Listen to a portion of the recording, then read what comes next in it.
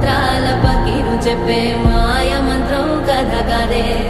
చంటోళ్లను భయపెట్టే భూచోడి కథ కదే